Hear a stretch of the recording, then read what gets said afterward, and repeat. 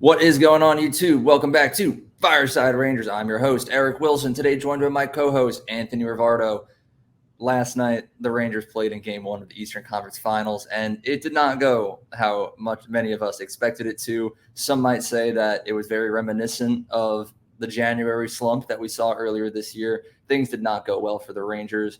Things went kind of right for the Florida Panthers, and at the end of the day, the Rangers ended up getting shut out 3-0 in Game 1. Unfortunate, but we move forward. Tomorrow night is going to be Game 2. So ahead of that, we are here to discuss 3 changes that we think the Rangers might need to make on their lineup and how they play the game in order to bounce back and tie the series at 1 game apiece. So we're going to get right into that. But before we do, make sure that you guys like, subscribe, ring that bell so you don't miss notification.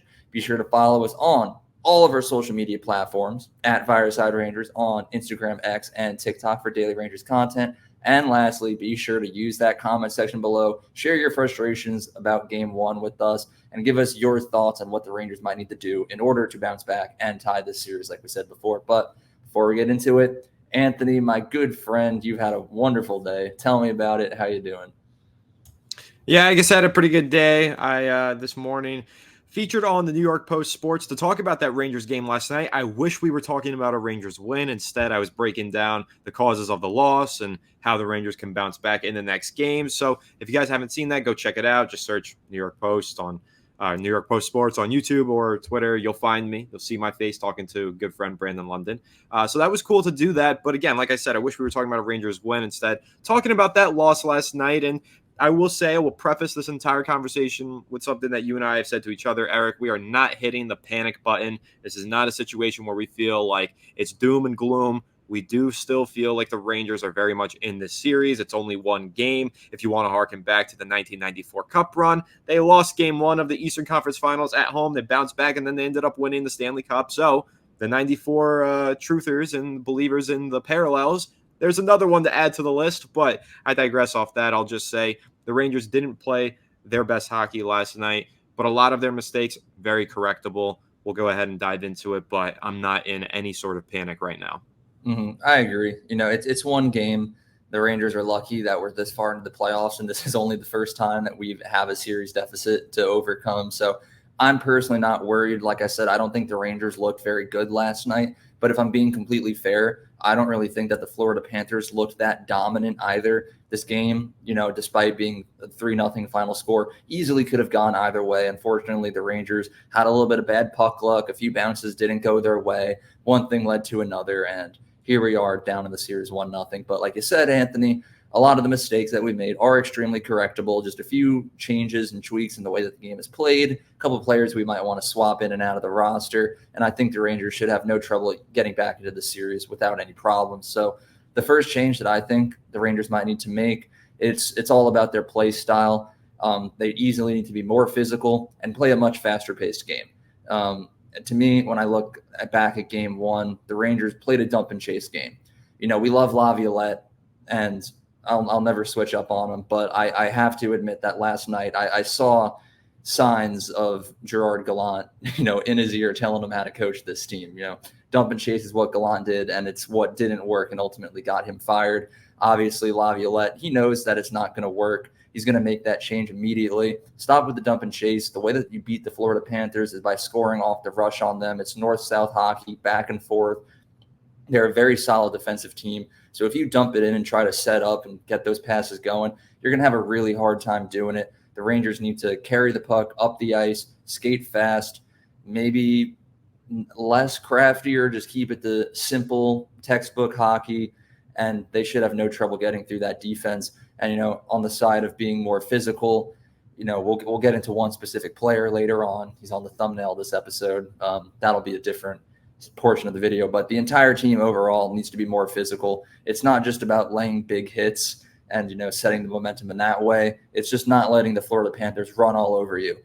You got to get into those puck battles, fight hard, win those puck battles, and be able to hold substantial zone pressure. Because you look back at last night, although the Rangers, on paper, statistically, outperformed the Florida Panthers in a lot of different aspects of the game. I don't think we controlled the zone quite enough. We did not get enough more shots on net. So when I say physical improvement, I don't mean just the hitting and the fighting, but I mean playing hard and acting like you have a series to win and you want to win the Stanley Cup and really just showing that motivation. Don't look like we did in January, but that's my take on our play style. Yeah, I mean, I'll kind of repeat some of your points on the dump and chase. I know that we were texting about that last night during the game, and I've been very critical of that strategy. You always bring up the counterpoint of, well, it worked for Chicago and they won some cups with it, but I always say different circumstances. This is not that team. That was This is almost not that 10 playing years style. ago. Exactly, a long time ago. The NHL has had their time to adjust to that playing style and learn how to combat it. And Gerard Gallant did try and use that playing style and that style of offense quite a bit last year, and it sunk this team to an extent. Last night, I thought that the moments where the Rangers offense looked the brightest were when they were sending it down to that lower area for Vincent Trocheck and trying to get him to snipe some goals. Now, there were some great saves. Florida has a great defense as well, some blocked shots. So, it just didn't go the Rangers' way, but that's when they were generating the most offense. I thought when they were doing quick passes around the ice and taking those shots when they had them. One of the things that I thought the Rangers did quite poorly last night, there was a lot of holding on to the puck and not making passes quickly and timely enough or accurately enough. I believe Zibanejad had 3 giveaways last night. I don't think that Panarin was credited with one, but he totally should have been. He mishandled one on the left side that ended up getting taken away from him. I don't know if they maybe gave that to someone else on the giveaway, but I'm pretty sure on the box score he didn't have one. But I don't know, maybe somebody remembers which play I'm talking about. I think you do, Eric, because I texted you after it. But he got it taken away, and it ended up being a goal-scoring opportunity right immediately on the other end of the ice. So just in general, the giveaways need to stop. The Rangers, I get that they like to look for the high-quality scoring chances, which has worked for them so far. But in this series against Florida, they need to create a higher quantity of those scoring chances, which means not holding onto the puck for so long and affording or having or risking giveaways, taking shots, getting the puck, passing quickly, and then ripping them. You can't hold on to it. You can't give Florida the opportunity to steal it with these breakaways. They complete them, they finish them, or they just put a lot of pressure on Igor Shesterkin when that happens. And I know that we're going to talk about Igor in a second because there is some points to be made on the way that he played last night and the way that the team handles it when he's not playing on his A game. But to round out my thoughts on the offense, they really just need to be more careful passing the puck, and they need to absolutely take more shots. Being outshot in 9 straight games is not normal. It's not okay. I get it, and I've been praising Laviolette in the offense because they've been taking those high-quality shots, which have been leading to wins over the high quantity of shots, but you have to find the middle ground there. More shots, keep the quality high, but take more of those opportunities. I mean, you never know when you're getting a rebound, a deflection. Just put some shots on the net and see what might or might not go in. They got to take more chances, be more aggressive when shooting in the offensive zone. Mm-hmm. I mean, I will say, as far as shots on net goes, by the end of the game, it seems like the Rangers kind of realized what they needed to do. By the end of it, the final shooting stats were Florida Panthers 27, New York Rangers 24. But throughout the majority of the game, just like you said, the Rangers were getting heavily outshot. In the first period alone, they were outshot 9-5. And then by the end of the second period, the Rangers only had 12 shots on net. Heading into the last period with only such a little number of shots, you're not really going to score that many goals, which directly translated to the final score of this game, where they scored a grand total of 0. So hopefully this trend where their shots increase throughout the game will continue into game 2. But, I do want to comment on Igor Shesterkin. I don't really think there's any change that needs to be made with him. I think the biggest thing for me in the battle of the goaltending that we've been seeing with these shots on net between Sergei Bobrovsky and Igor Shesterkin just needs to lock back in. He made a couple fumbles in game 1.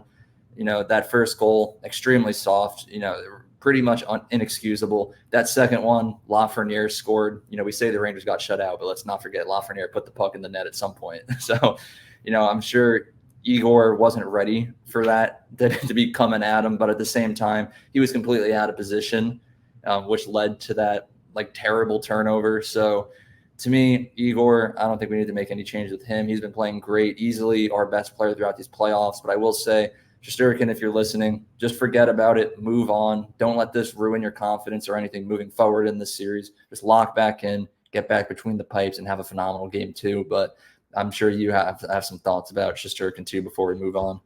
I do have some thoughts about Igor, and I was asked on the post this morning. They said basically, who's one player that needs to put last night's performance to bed and move on and just try and bounce back. And I said Igor Shesterkin, and it's not because his save percentage was low. I mean, he was 24 of 26. Like, he only let in 2 goals, but I think his puck control needs to be a little bit better. One of those goals, the one who was Lafreniere, I think, with the own goal, basically, Mm-hmm. that moment, first of all, terrible pass after a save by Shesterkin off the wall leads to just this tricky situation that ends up becoming an own goal.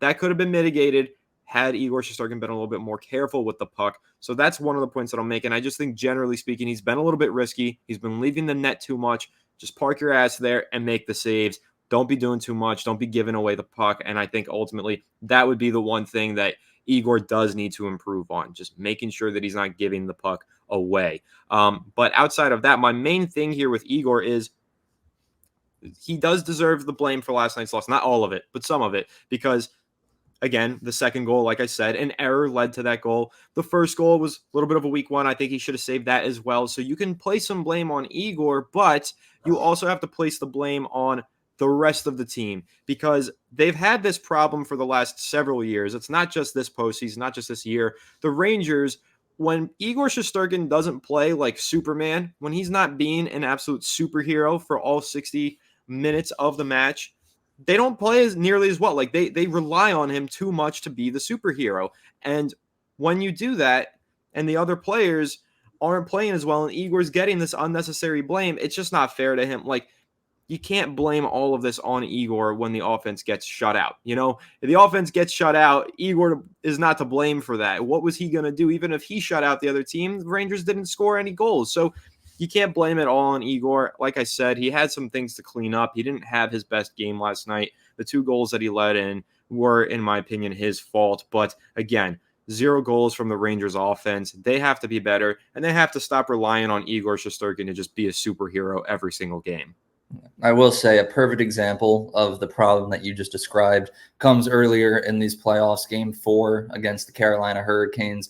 The Rangers entered that third period with a 1-0 lead, and rather than trying to build upon that lead and just shut them out on the road, the Rangers kind of just laid back and said, Igor's got this. And they really thought that they were going to spend an entire 20 minutes of playoff hockey just not trying, and that Igor would just bail them out, which of course he didn't, which extended the series 2 more games in the end. So, Rangers got to wake up, play more physical, more fast paced. Don't sleep. Don't just rely on Igor.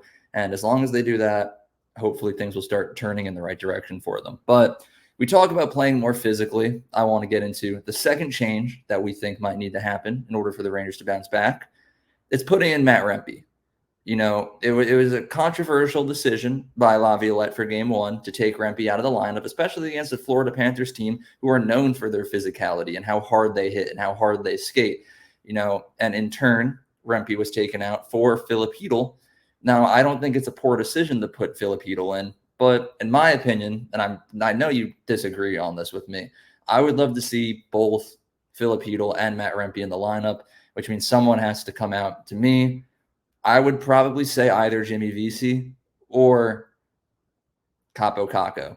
I would prefer Vesey, but him and Caco, I don't think their play style and what they contribute to the team is a good fit against a team like Florida. They succeeded very well against Washington and Carolina, but so far, I mean, I know it's just been 1 game, but think about the impacts that players made throughout the games.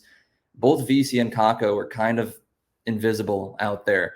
And I think Chytil looked really good. Again, still didn't record a point, but if he's healthy, which it kind of seems like he is, there's no reason to not have a skilled player like Chytil in.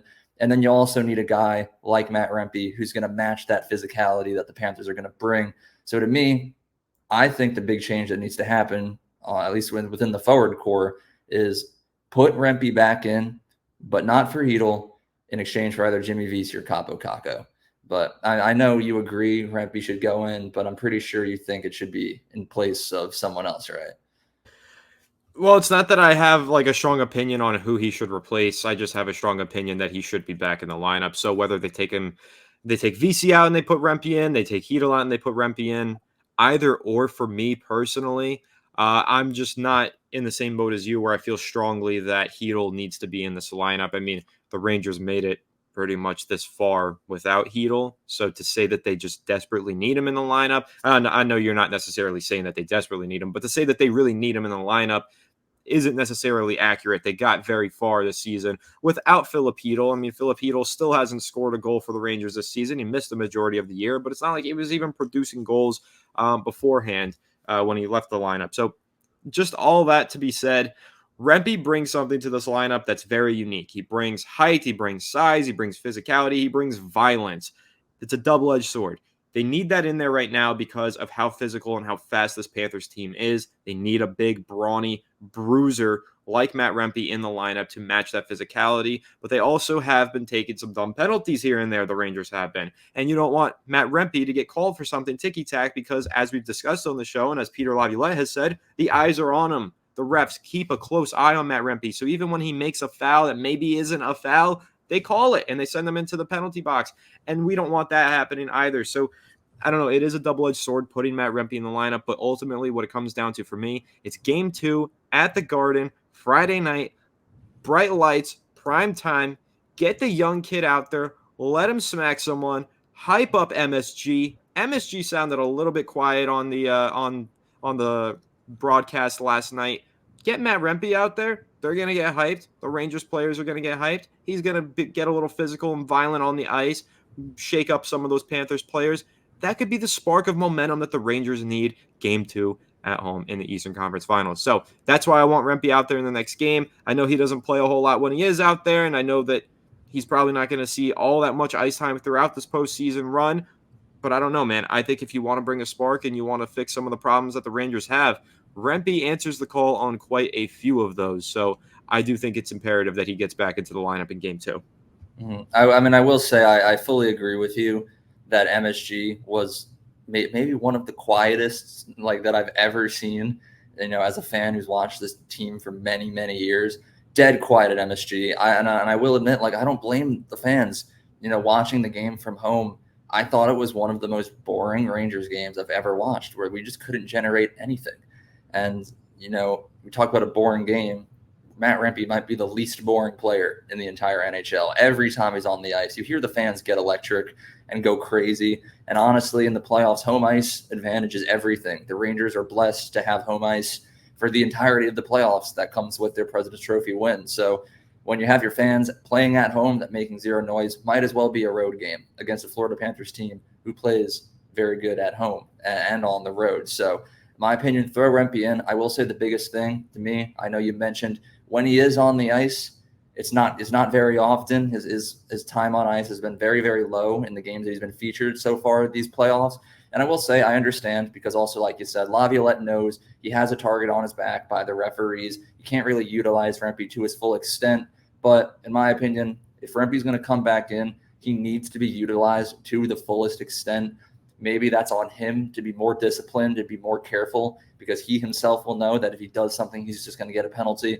But I need him in the lineup, and I need to see a lot of them. No, maybe not a lot, but proper fourth line ice time, not 3 minutes a game. Because at that point, then you might as well just keep Jimmy VC in because he'll play a lot more and have more time to make an impact. But I don't know. Did you have anything to add about his ice time, or should we move on? No, I mean, I guess I'll just say I'm not too overly concerned with the ice time. I think that Laviolette's done a really good job managing it personally because you can't have him out there for too long because of the fact that the refs keep such a close eye on him and he does play with a lot of physicality. But the physicality is what the Rangers need right now. So Rempe's got to get some playing time in this series. And, you know, if Laviolette doesn't want him out there for more than 5 minutes, I'm not going to be upset if he doesn't get more than 5 minutes. I do trust in Laviolette's strategy here with Rempe, and it hasn't necessarily bit the Rangers in the butt in any way so far. Yeah. I mean, I understand the point. I know whenever we talk about Matt Rempe on this channel, it's always controversial. We have like the big Rempe cult enjoyers who want to see him play 60 minutes a game. And then you have the more laid back fans like you, Anthony, where you're like, he can do what he needs to do in a shorter amount of time. You know, we don't need to see him out there for every single shift. But, you know, again, to those watching, let us know how you feel about that potential change, because I'm sure the comment section will be rioting over this one. But let's go into the last change that we think the Rangers need to make. It's another roster change, but this time in the defensive end. In my opinion, throughout really the entirety of last series and the start of this one, Eric Gustafson and Jacob Trouba have easily been the two worst players on this entire team. Trouba, I could sit here and talk about how bad he's been for like 20 minutes. So I'm not going to, but if you've been watching the Rangers, you know just how bad Jacob Trouba has been. Same goes for Eric Gustafson. And add on to it, it's very clear that Adam Fox is dealing with a pretty serious injury right now. Fox is normally the best defenseman on the team, but he has been hindered by some lower body injury that we don't know about. You can tell by the way he's playing and based off of ever since Game 4 against the Washington Capitals when he took that knee-to-knee collision. But in my opinion, if the Rangers were to make a defensive swap, the number one player you got to throw in is Zach Jones. Not only is he a very young, skilled defenseman and our best defensive prospect, his play style matches the Florida Panthers perfectly. We spent the entire first portion of today's episode talking about how the Rangers need to be more physical and more fast-paced. Well, Zach Jones is a decently sized, puck-moving defenseman. I talk about Rangers needing to score off the rush rather than dumping and chasing it in. The rush starts by your defense breaking it out. A guy like Zach Jones has what it takes to skate it up the ice and make a phenomenal pass when necessary. So to me, I mean, I'm just going to say it straight up. I don't see the Rangers taking Adam Fox out of the lineup unless he physically cannot play anymore. Even though he's injured, he's still better than a lot of the defensemen on this team. And again, to be fair, as much as I really want to see Trouba taken out of the lineup, I realistically don't see the Rangers scratching their captain in the Eastern Conference Finals. So to me, take out old man Eric Gustafson and put in Zach Jones. His play style is perfect for this series, and maybe, just maybe, he'll be able to counter whatever problem Jacob Trouba causes tomorrow night. But that's my take. I love how you say it like it's just an inevitability that he's going to cause a problem. And you're not necessarily wrong. I think that Trouba's been playing very poorly, but you're right. And that was the point that I was going to make, is that there's a 0 chance in the world that the Rangers are going to scratch Jacob Trouba, their captain. So I don't even think that's going to be, it's not going to be a talking point. Like, he's going to be out there, even though he hasn't been playing his best. And it's really unfortunate that Adam Fox isn't at 100%. You would think the 5 days rest would maybe help him. Looks like it didn't help much at all. So you do wonder how significant this injury is. Appears to be really nagging at him. And then on top of that, you are right, though. Gustafson also not playing well. Generally speaking, the Rangers defensive core has had a lot of ups and downs and a lot of inconsistent play in recent weeks. And I don't think you're wrong for advocating for Zach Jones getting in there. It's just, where does he fit in? Who do you take out is the question. And like you said, Gustafson is the player that makes the most sense to take out of the lineup. But honestly, I'm not convinced that a change is coming on the defensive end. I think that the Rangers are probably just going to rock with what they have. It's gotten them this far, and hopefully it clicks. But there's definitely cause for concern. But you do make really good points about how well Zach Jones' playing style would fit into the series. Yeah, I mean, the title of today's episode is 3 changes the Rangers need to make for Game 2. If I'm being completely honest, I think the first 2 that we talked about, the play style and Rempe, definite needs right there.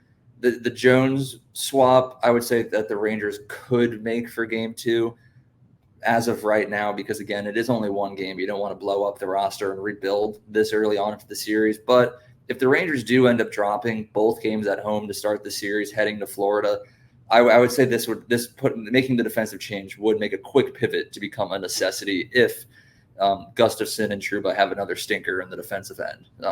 So, I mean, right now I'm hoping that the Rangers might just take my advice. Maybe Laviolette's listening, but if you don't want to make a defensive change, Laviolette, just keep what we're saying right now in your back pocket for Game 3 if necessary. But to me, those are 3 changes that the Rangers need to make and could make heading into Game 2. Actually, let me ask, do you have any final thoughts to wrap up, or am I good? My final thought is, I'll give 2 final thoughts, actually. This top 6 stars, it's been a lot of highs and lows, a lot of peaks and valleys. We've had moments where we're like, Mika Zibanejad, absolute stud, he's so back. And then we had moments like last night, 3 giveaways, didn't really produce much offensively. We've had moments where we're like, Panarin should have won the Hart Trophy. Then we've had Panarin, where are you? We just need more consistency from the score. And I know it's difficult because it's the playoffs and we're facing some very tough teams and some really good defenses. So I get that the struggles are inevitable. But like I said earlier, to tie it back into that, first of all, Laviolette needs to fix what's going on with this offense and get this team to play more aggressive. And second of all, you just can't keep relying on Igor Shesterkin to be the superhero. I thought actually the point that you made about Game 4 in the last series was so perfect. I mean, the Rangers just got a 1-goal lead and sat on it and just thought that was going to work. And then, of course, the Hurricanes putting up 40 freaking shots a game, whatever they were putting up in Igor's face. He wasn't going to save all of them and win you that game by himself. You got to help him out. And the Rangers haven't been helping him nearly enough. You can't just put it all on Igor's shoulders. So it's unfortunate to say that they've been really struggling on the offensive end, and it's caused a lot of their problems. But the Stars just need to show up, and that's something that I've been saying. But the last point that I'll make, which is the original one that I wanted to make before I went on that tangent, it's Laviolette, dude. I do believe in him. The Rangers have had these problems before. None of this is insurmountable. They've had correctable mistakes in the past, and somehow, some way, all throughout this year, they've battled through all that adversity to win the President's Trophy and make it to the Eastern Conference Finals. So I'm going to keep trusting in Peter Laviolette until he gives me a reason not to, and I am really hoping that some of the adjustments we discussed in this episode he makes tomorrow night. Rangers get back on track with a big Game 2 victory. I mean, like we said at the very beginning of this episode, we're not overreacting. Sure, would it be a lot more enjoyable if we were talking about a win last night? Yeah, for sure. But at the end of the day, it's just one game. It's first of 4. It's the best of 7 series for a reason. And the Rangers should have no trouble bouncing back and getting right back into it as long as they make a few minor adjustments. And like you said, we trust Peter. We know that he knows what he's doing. He's won a Stanley Cup before. And as well, there is the prophecy of 1994 that is currently being played out in front of our eyes. I will say, unfortunately, I am a little upset that Vancouver was eliminated. I never root for any team other than the Rangers during the playoffs, but I was kind of pulling for Vancouver just so we can have the repeat finals, the final piece of the puzzle of 1994 comes together if the Rangers played Vancouver in the finals. But I'll take Edmonton. It's whatever. But that about wraps up today's episode of Fireside Rangers. If you guys watching did enjoy, please make sure that you hit that like button, you subscribe if you're new, and you ring that bell so you don't miss a notification. Once again, fill up that comment section below. We'd love to hear any potential changes that you think the Rangers might need to make ahead of tomorrow's Game 2, and maybe you agree or disagree with whatever we said. Lastly, be sure to follow us on all of our social media platforms at Fireside Rangers for daily Rangers updates and content. And actually, one more thing. Once again, if you haven't checked it out already, go see my boy Tony over on the New York Post. He did phenomenal today, and we're on the map. But have a good one. We'll be back tomorrow, and let's go Rangers.